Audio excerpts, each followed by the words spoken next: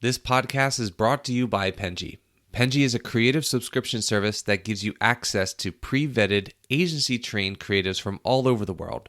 From graphic design to illustrations to social media management and web development, it's all included for one monthly price. It's time to say goodbye to the hassle of searching for top-notch creative talent. With Penji, you get quality and consistency delivered right to your inbox every day. Carefully crafted for you by humans, so meet your new creative team today.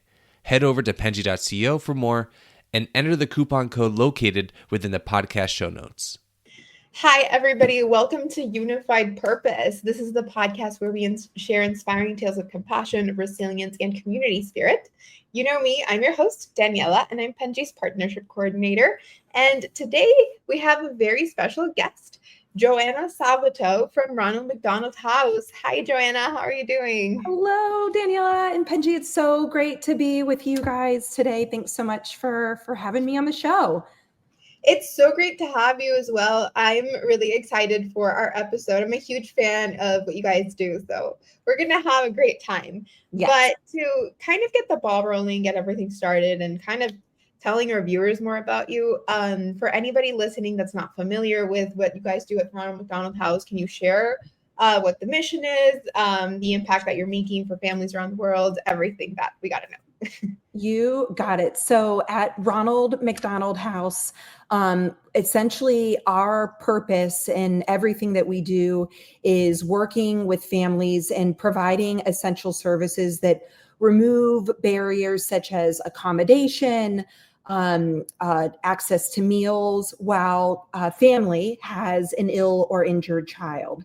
And it was really built upon this belief that our co-founder, Dr. Audrey Evans, had literally 50 years ago in 1974 in Philadelphia, Pennsylvania. And she believed... What's that? Sorry, no, I said that's where Penji's from. Oh, okay. So cool. I wonder if Penji's been to, so Dr. Evans was the head oncologist at the Children's Hospital in Philadelphia. And she saw every day patients coming in and needing access to accommodations, a warm meal, a community of support while their child was undergoing chemotherapy treatments. And she had this really profound insight that still remains true today, that a sick child is a sick family. And she really was a pioneer in helping families access healthcare through accommodation and other resources, so that you can keep that family unit together. And our research shows that when families are together, it actually improves the health outcomes of the patient. And so today, what once was just this idea that she had 50 years ago has now spread into a mission where we're serving millions of families all around the world. We have over 1,000 programs that provide services to families, again, beyond just accommodation, mental support services while they're in our care, quite literally access to care through our Care Mobile programs, and now have reached in over 60 countries all around the world. That's amazing. I think like what you said about a sick family is like a sick child is a sick family is so true. And I think one of the biggest struggles that you have is also just trying to balance providing for this sick child whilst also providing for the rest of your family who is, not sick, but also has needs, which is really important, I think. And I love that you guys have been able to, can't believe you expanded to over 60 countries. That's a lot of places. It is. Yeah. I think to your original point, like someone's got to take care of that caregiver, right? And who we feel that there is a role, and the data again validates that when you care for that caregiver, again, it can help improve the outcomes of the child. And so, imagine that, you have a child who, heaven forbid, is going through chemotherapy, successfully gets through their chemotherapy treatment, but then mom and dad and sibling have had to sacrifice everything. Like we want to be there with resources that again take care of that caregiver, allow that family unit to stay together, and that it's such an honor to be able to be doing that all around the world today. No, for sure. I wouldn't say this is a similar experience because this wasn't a child, but when my grandfather was, he got diagnosed with cancer, like I think late in his, maybe like mid 70s, early 80s. And when he got diagnosed, I think a lot of people thought, like, the doctors were like, yeah, he's not gonna, like, he doesn't have much time. Like, this is a very aggressive form of cancer. And he lived far longer than doctors predicted. Obviously, cancer did end up taking him, but I think I have the theory that a lot of, like, the reason that he was able to sort of stay alive for so long was because we never took him, like, I remember my family, they would take him to the hospital and everything, but my grandmother and my mother and my aunt, like, it was always just like this family unit of taking care of him until like the literally last day. And I think, like you said, like what you mentioned is having those people around you really does change that experience. I mean, at least like in my opinion. Totally. Yeah. It's just like, and it's hard to quantify, I feel, or like prove it, but I feel like when you see it happening, it's like, no, it totally makes sense. At least that's how I feel. Yeah, absolutely. Yeah. And I think again, we've done research on this that actually does validate that when those families are together, it improves the outcomes. So hence why we're putting so much emphasis into the program and services that we offer and finding ways that we can keep that family unit together, just like Dr. Evans did 50 years ago. So for actually, you know, like what you guys do and like the work that you do, what does it actually look like on like a day-to-day of like keeping families together? You know, what does it mean, or how does that sort of work around? Manifest. Yeah. So we have two core programs that most people are familiar with. So our Ronald McDonald House program and then Ronald McDonald Family Room program. So our house programs are quite literally footsteps away from a children's hospital, really helping to, again, remove access to care barriers that families are experiencing when they have an ill or injured child.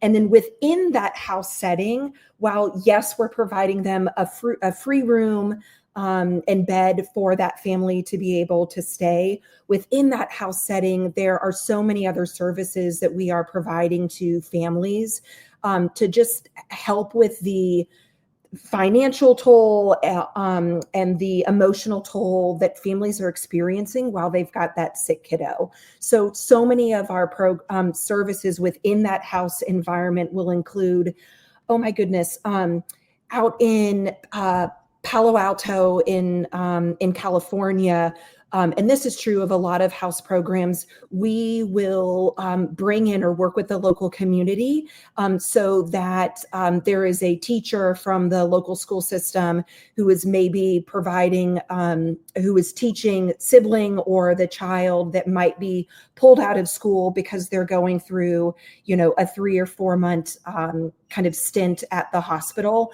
That way, the child or the sibling isn't falling back on their school studies.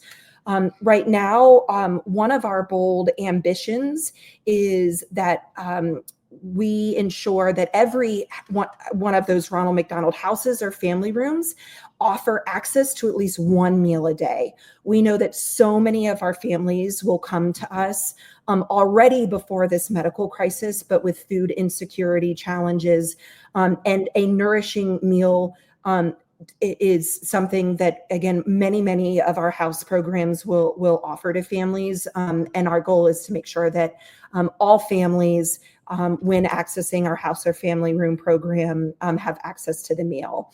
And then those family room programs are quite literally within the hospital setting. Some of them will offer sleeping bedrooms. Many are located within a neonatal intensive care unit, so within the NICU, where parents quite literally don't even want to walk across the street to the house. They want to be with their newborn baby, like on the same floor. And so these family room programs, some again will offer everything from free laundry to somewhere to sleep, access to a meal, but then just also access to other families that are going through a similar circumstance.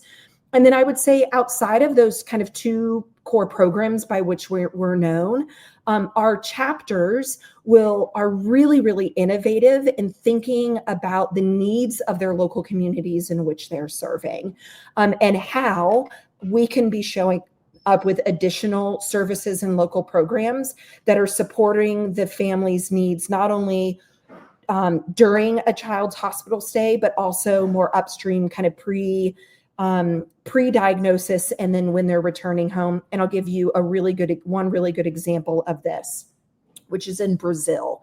This chapter is incredible. And the chapter has been working for years and years to support families who have a child with cancer.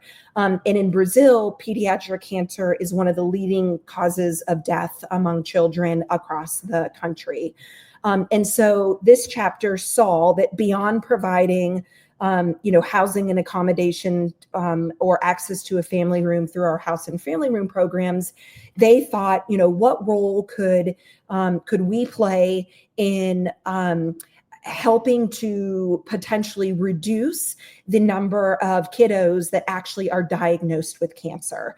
And so they have developed a early diagnosis of pediatric cancer program, which includes about 34,000 healthcare professionals, students, with basic education around early detection and warning signs of cancer. And through this early diagnosis program, they have been able to intervene and impact more than 11 million children through this program. So literally they saw we would hope that families don't even need to have access to a Ronald McDonald House. What role can we play? Early detection is one of the reasons why cancer amongst peds is so prominent across across Brazil. So they again just developed this program, and it's really remarkable. So while what is true to who we are is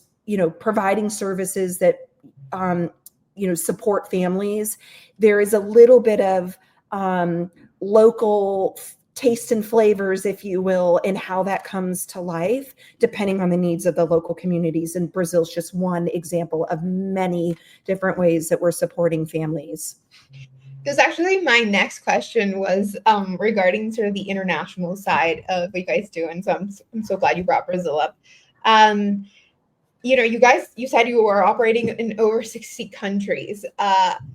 I assume that cultural, budgetary, land, geographical location related things change how that operation goes. How do you actually work around the alignment of that?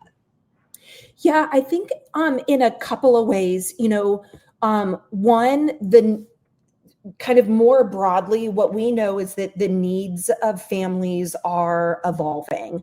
And so kind of really to be part of the RMHC system, we call them our chapters, or independent nonprofit organizations that run their own Ronald McDonald House programs. And we want to make sure that kind of core, in order to be part of the Ronald McDonald House mission and brand, that all of our chapters, have either a Ronald McDonald House or one of those family rooms like we talked about. But then we really encourage the chapters, based on the needs of their local community, to think about what other programs and services they might be able to offer families that, again, either remove barriers via access to care, or allow that family unit to stay together. And because the needs of the families look so different, healthcare systems look completely different from country to country, let alone from, state to state or region to region, wherever you're at. That's, I think, where there's such beauty in our mission and that we stay true to who we are, which is supporting families, putting families at the heart of care, but allow that chapter a little bit of flexibility in developing other programs and services based on the needs. And that's amazing, which actually it leads me to the other question that I have, which is when you think about, I feel like the demand for stuff like this is growing, especially when you're looking internationally into like rural communities, areas where there's a lot of less housing in general and stuff like that. How do you guys actually work to adapt or expand to reach this demand? Yeah, so we have a whole growth strategy. One of our kind of long-term goals is we want to double the number of families that we serve by 2030. Right now, our kind of the analysis and research that we have done in partnership with Accenture says that we're meeting about 35% of global demand. So what does that mean? It basically means of all families that would need access to Ronald McDonald House programs or services, we are meeting about 35% of that demand for a couple of reasons. One, we just might not have a program in particular different areas of the world, or maybe our programs and services are at capacity. House could be on a wait list, and so we quite literally do not have enough bedrooms to be able to host those families. And so with this ambition of doubling the number of families we serve, we're really thinking about not only how we double those numbers of number of families, but where we kind of focus that expansion so that we'll be having the greatest impact. And a couple of different factors kind of go into how we think about growth and expansion is one, there's lots of changes that are going on right now with regards to the healthcare the healthcare landscape in general. And so we're seeing that healthcare systems are consolidating. And because of that, families are having to travel longer distances and stay for longer durations of time. And the impact of that is then it's putting more demand for our programs and services. So we're also kind of thinking about that and knowing the changes in the healthcare landscape where we need to be expanding our reach so that we can just serve more families and serve them better. That's amazing. I mean, I feel like also it must be kind of complicated because I think about healthcare in different countries and how much it sort of changes. Like American healthcare is a beast in and of its own, and then you sort of start to branch out to how people do that. Like I'm assuming health insurance also plays a big thing, whether these families come in with health insurance. Yeah. So, for example, when I used to live in Taiwan, everybody got health insurance just because they like any job that you would get, like a corporate job would give you health insurance. And students, like pretty much everybody had health insurance very easily. And here in El Salvador, which is where I live now, health insurance is not like that. If your job is giving you health insurance, that means that this is a really good job because they're giving you that benefit.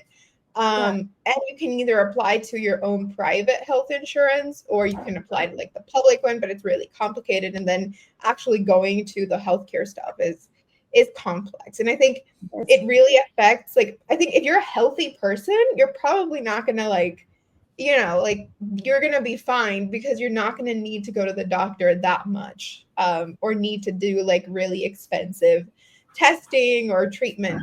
But I move it towards like people where there's an ill family member when you need like constant surgeries or you talked about chemo or things like this. And I assume that like stuff like this also takes a really big toll on the family because they need to have so much money just set up for all of these treatments. Yeah, you're absolutely right. The complexity of healthcare systems, insurance or lack thereof of insurance systems. There are, in the 60 countries where we're at, no two that are the same. The needs of those families therefore look very, very different. So how we kind of solve for those challenges or strategic tensions, again, looks a little bit different from country to country. Yeah, that's amazing. And you mentioned you had like a whole structure and everything. But I'm curious about, like, if we look at it from like marketing and communications, how do you keep the brand, with like a fresh mission when it's also very globally recognized? And you kind of keep that mission going, and that it's engaging, that it's emotionally resonant. Yeah. So I hope all of our listeners or viewers on the show would have seen that we just unveiled a new name and an updated visual identity. If you're joining us via video, you can see our beautiful new logo. But I think one of the amazing things about the RMHC or the Ronald McDonald House mission is that, again, we have 250 independent, we call them our chapters, across those 60 countries and regions around the world, who are custodians of the brand and really bringing that brand to life through local grassroots efforts on a local level. And because of the fact that this mission started over 50 years ago today, and the impact that we have had in serving families over those past 50 years, it brings a level of trust and credibility to the mission. And so in honor of our 50th anniversary, one of the ways that we kind of this year are focusing on staying globally recognized is through this beautiful new brand identity, which I just think is such a cool expression of quite literally our commitment to putting families at the heart of care and at the heart of their child's healthcare journey, with the new heart in the middle of the house. The house is the core program that we are most famously known for. And chapters starting now in October will be rolling out and transitioning to the new name and logo. So you all will see that new name and logo coming to life between now and the end of 2027. So stay tuned, and definitely, I think, follow us on social media. We'll be doing some really fun things with some celebrity ambassadors to just reintroduce the world to kind of the next 50 years of Ronald McDonald House. That's amazing. We will be adding the links to this so that people can also easily access them and see them. So, we'll definitely stay in touch. And I also wanted to ask you, because we're going a little bit more into the technical side. What are some challenges, or I think misconceptions, when it comes to marketing for an organization like yours that you think you have to sort of overcome? Yeah. I'll maybe just speak to Ronald McDonald House. Our hypothesis was that people know who we are, but they don't fully understand the breadth and depth of what we do. And I'm going to maybe test to see if that hypothesis is true. Did you have any idea about that program in Brazil, or the other ways that we're supporting families? No. Right, so we just did a little survey of one, but we did go into some pretty extensive multi-market consumer research to validate whether or not that was true. And in fact, it is true that most, again, have heard of the name, kind of know that we have something to do with maybe children and families, but don't really understand the breadth of what we do. And because of that lack of understanding and clarity, it impacts our ability to reach people, to get people to donate, because no money, no mission, to get volunteers to come to the house programs. And so as part of what we are calling our brand modernization journey, where we've updated the identity, our name and logo, one of the things that we're also working on is a broader kind of communications approach that you'll see now with our new communications platform that we're just unveiling, so that we can better articulate and drive awareness, through television and radio around who we are, what we do, and the impact that we have. I think one of the other things that we're focused on right now that's part of our kind of bigger brand strategy is we need to be building relationships like with the next generation of donors. Right now, many RMHC donors and supporters are kind of that boomer segment or alumni families. And for many millennials, Gen X, Gen Y, and Gen Z, they're not as familiar with us, or they might not yet be parents. And so they might have just like a different experience with like understanding the importance of keeping that family unit together than another generation that has family, like that has a child or a grandchild, et cetera. So we're having to like think about through our communications approach, how can we bring different cultures, different generations into this mission? Totally, that might have a different experience so that they too want to support us as well through volunteerism, their time, talent, and treasure. No, I totally get that.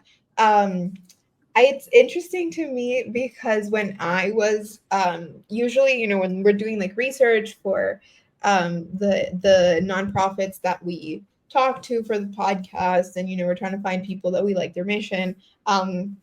I had the experience where like I didn't know about you guys, but my co-host was very familiar, and she's like, "Oh, it's like like the McDonald's thing," and I'm like, "What are you talking about?" And I think because that's my theory was that it was maybe very popular in America, and it's not that popular like here in El Salvador, for example. I don't know if you guys have here, maybe that's why I hadn't heard of it.